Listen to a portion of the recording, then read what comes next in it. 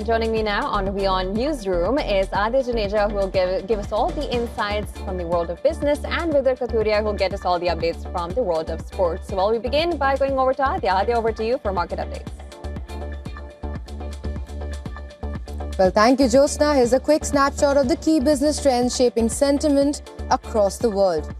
Bitcoin remains under pressure, slipping below $86,000 for the first time in 2 weeks and extending losses to nearly 30% from its October peak. The sell-off is not being driven by panic, but by positioning stress. Now, analysts say heavy, long bets are flushed out in thin liquidity, triggering over $580 million in liquidations, with 87% from bullish trades. Bitcoin has failed to rebound even as other risk assets stabilized, pointing to fading risk appetite and weak spot demand. And the weakness isn't limited to Bitcoin alone. The pressure is spilling across tech and crypto-linked stocks. Coinbase fell about 7%, Strategy dropped over 9%, while AI-linked stocks like Broadcom and Oracle continued to reel after softer earnings. Almost 200,000 traders were liquidated in the past 24 hours, with Bitcoin and Ether accounting for the bulk of losses. Market participants say this was a liquidity sweep, but a fundamental breakdown that it was not, but warns that rallies built on leverage rather than real demand, which remains fragile. While markets digest volatility, governments elsewhere are facing far tougher economic trade-offs. Iran has raised fuel prices for the first time since 2019, a very sensitive move in a country where cheap fuel is seen as a social entitlement. Now, motorists will pay up to 50,000 riyals per litre for higher usage, even as inflation runs near 40%. Fuel subsidies cost Iran nearly $50 billion a year, while gasoline imports alone are expected to hit $6 billion this year as consumption outpaces refining capacity. But history looms large as the last major fuel hike triggered nationwide protests in 2019 that left hundreds dead. The government hopes higher prices curb consumption, but the risk of social unrest remains high.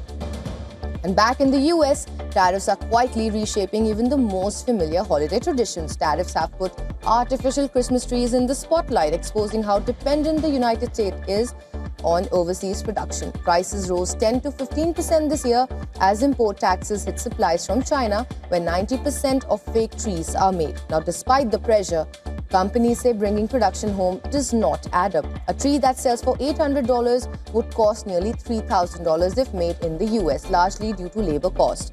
Americans remain price sensitive even as 80% prefer artificial trees, mostly pre-lit, for convenience. Some firms are diversifying to Cambodia or Indonesia, but tariffs remain a lingering cost for consumers. And that's a wrap from the world of business. Now, for all the sports update, it's over to you, Vidar. Well, thanks a lot, Adya. The 2026 IPL mini auction will get underway just moments from now in Abu Dhabi.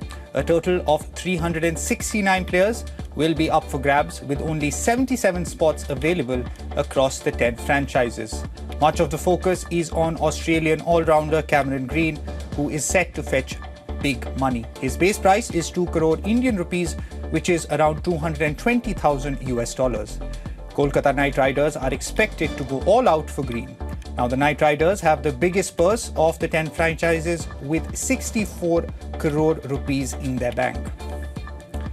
In the Ashes, players from both Australia and England will wear black armbands during the third test in Adelaide. This will be in tribute to the victims of Sunday's terror attack at Sydney's Bondi Beach.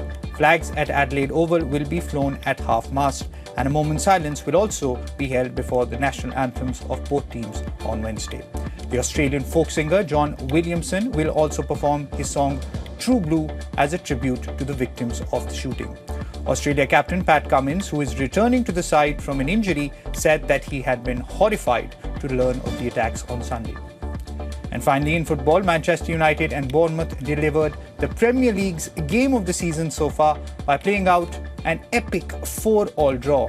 There were flashes of brilliance as well as moments of madness in equal measure. It seemed like Manchester United would come away with the 3 points when they led 4-3 in the 79th minute. But Bournemouth substitute Junior Krupi struck in the 84th minute to score the final goal in an incredible night of football. Bournemouth could have gone on to win it, but were denied by a brilliant save from the Manchester United goalkeeper in second half stoppage time. That's all from the world of sport. It's back to you, Jyotsna. Well, thank you so much, Vidit and Adya, for bringing us all the updates from sports and business. And well, with that, we call a wrap to this bulletin. But don't go anywhere. News and updates will follow on the other side. You're watching WION The World. Stay tuned.